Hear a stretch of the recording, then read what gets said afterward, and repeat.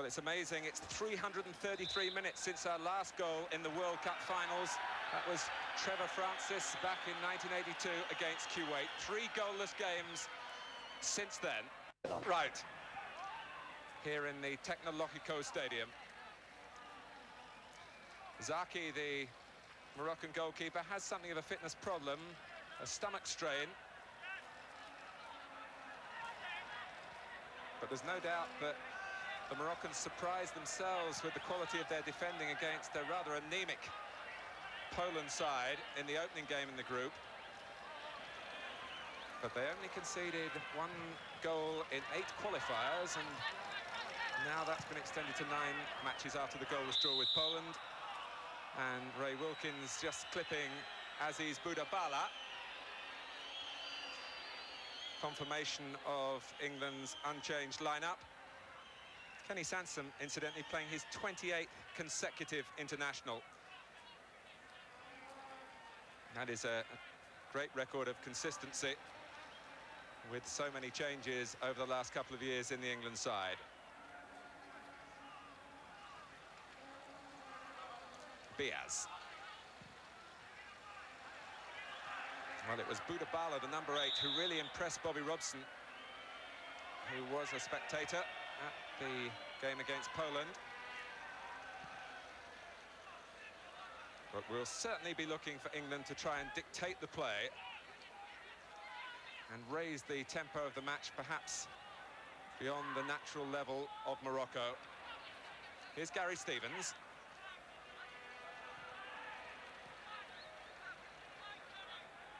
Hoddle. Played for Lineker, still with protection around that damaged left wrist.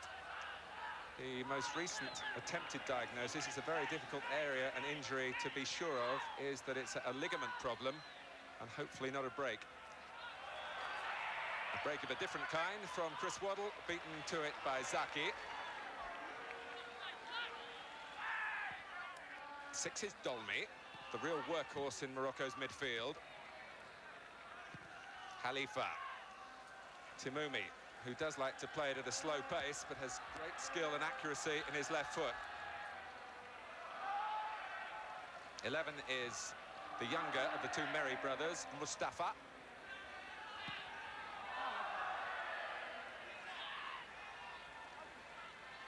And Biaz happy to just play, David, Morocco into the match, really.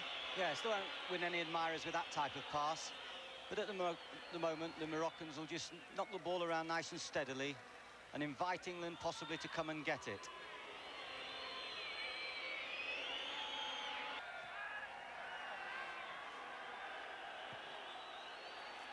And Aziz Boudabala allowed to run free again. And Cremo. And Aziz again.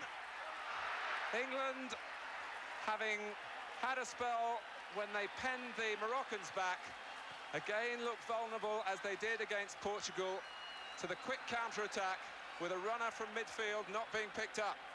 I think the problem has been caused by the 2 fullbacks going forward in support, and Timoumi played a probing ball down the left, which Boudabala got hold of, and then we've just had that ball down the right behind the back of Sansom, where Fenwick and Butcher maybe aren't in complete communication with each other. But here's Wilkins. Hoddle. Now Lineker, but it rebounds all the way forward to where Fenwick comes clumsily into the back of Boudabala. Chris Waddle is staying on the right for England for the time being, which allows Glenn Hoddle license to roam in field, which he much prefers. The build-up continues with Sansom, and now Haitley, given room to turn. And Brian Robson with the chance. Couldn't thread the shot through.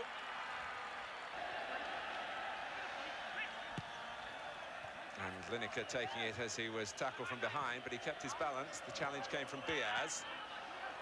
Now Waddle, who did as well as anybody against Portugal, and Lineker. The ball rolling for Sansom, and it deflects off Kyrie, still in play. Back from Hoddle. Zaki coming. Waddle, the goalkeeper, still trying to get back on his line. Good defending by Timoumi. And Waddle in the end runs it out. And it's just not falling for England inside that 6-yard box.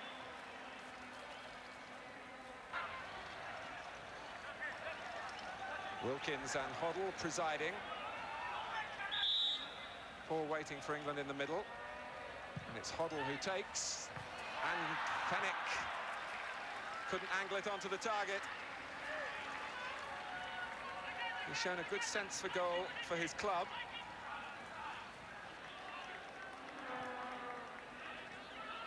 Boudabala, we know he can shoot. Khalifa. And that came from a surprising angle. Almost caught Peter Shilton unawares.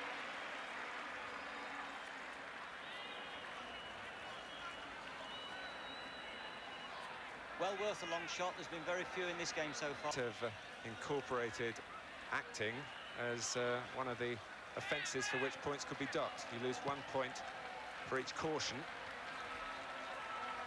Waddle. Haitley.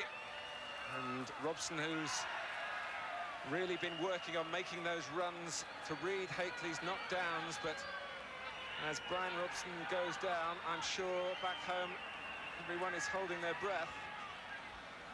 Wilkins straight across showing concern. He got badly winded in an incident against Portugal, and all of us who were looking perhaps for a problem with the shoulder were happily reassured. But what about the fall this time?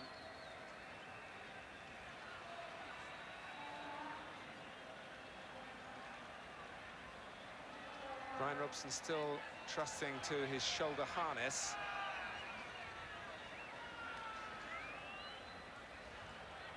And the one encouraging feature, if we were to lose the captain, is that Steve Hodge has impressed here.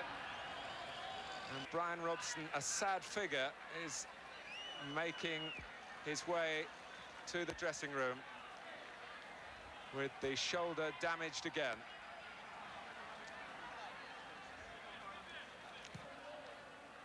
Wilkins to take the corner.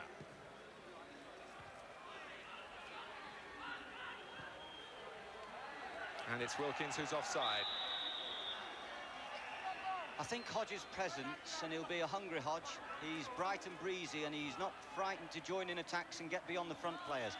I think it could be to our advantage. Waddle, I'm sure, will come over on the right-hand side. I have to cut you short there, David, because Ray Wilkins has been sent off. His second bookable offence, and it's problems upon problems for England. An extraordinary lapse from a very experienced player. There was just a little dispute with the decision on the far side. And Ray Wilkins, who's been such a responsible influence for almost 10 years now in the England setup, leaves the field, one has to say, in disgrace. He's let really his teammates down at a critical time. He should have known better. And England must now to try and get the victory they so badly need with 10 men. And you can almost sense the draining of the spirits. There's 2 minutes left in the first half before Bobby Robson gets a chance to talk to the players.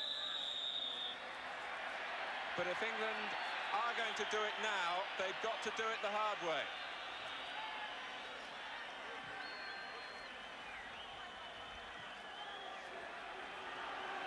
Khalifa.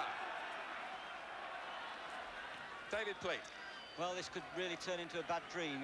It seems crazy that Wilkins should lose his discipline at such a vital time. 10 men in this heat against a team that can work the ball and make time for themselves. It's going to be a mountain to climb, and it's going to take some individual brilliance, and I'm looking around for from where to change this game at the moment.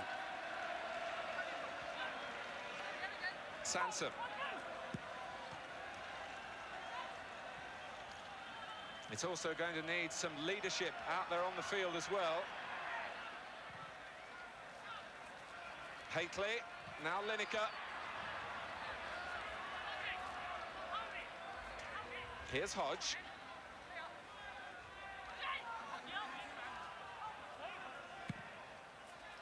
And Zaki hesitated, Haitley couldn't turn it back.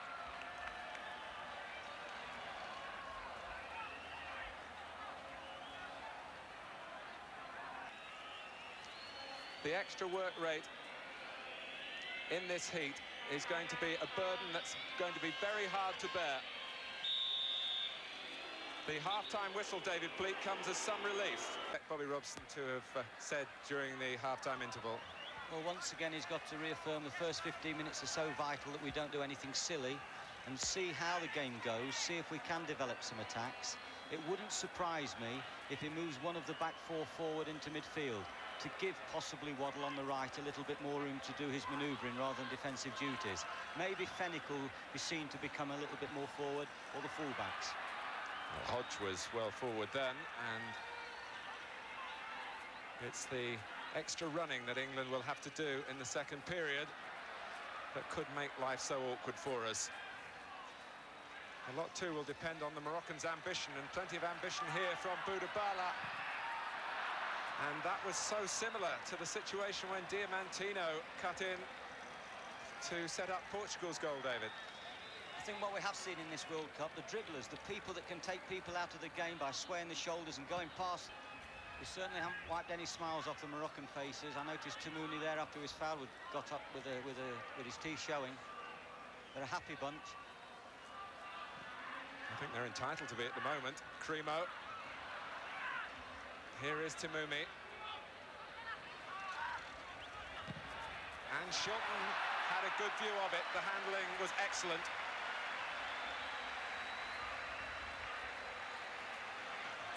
And England unable to close Tamoumi down as he checked inside onto that left foot.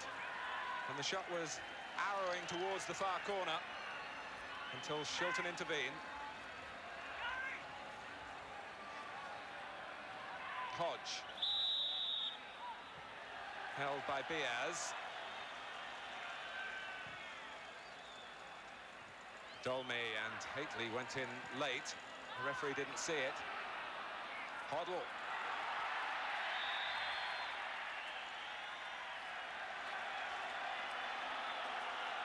Khalifa being threatened with the yellow card.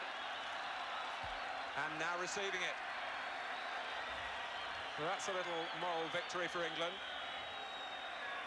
Harassing the Moroccan right back into a rash foul for which he's been punished. Hoddle over the ball at the free kick. Zaki poised.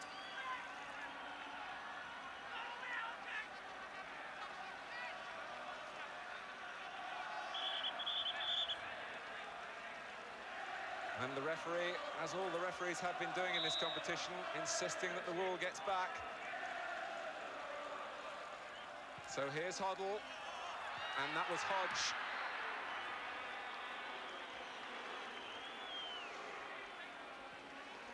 If ever a man needed a change of fortune. A goal here could change the entire complexion of the match. Waddle to take the corner. Hoddle left unattended. When the chances come, and I suppose that was a half chance, they really have to be taken, and Hoddle just clipped it too high. The Moroccans allowing Haitley and Lineker to push right on further forward. No attempts to play offside. The Moroccans are quite happy to defend the edge of the penalty area. Waddle away from Dolmy, who's looking very weary. Now Hoddle.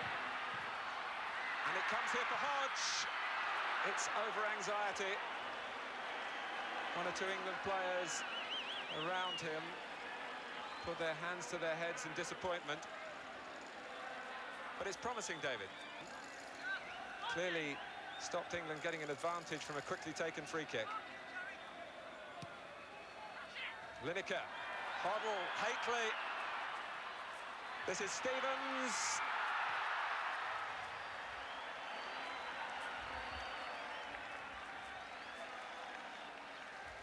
Well, David, the pressure is greater now with 10 men than it was with 11. But they're showing an exceptionally good attitude, the English, now. If he would have got hold of that shot, Stevens, he could have made a name for himself. Disappointing finish.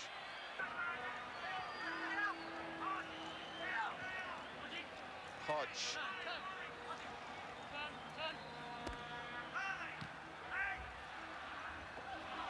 Morocco's throw. We're into injury time.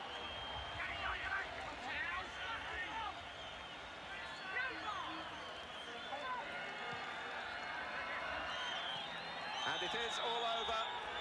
England are held by Morocco.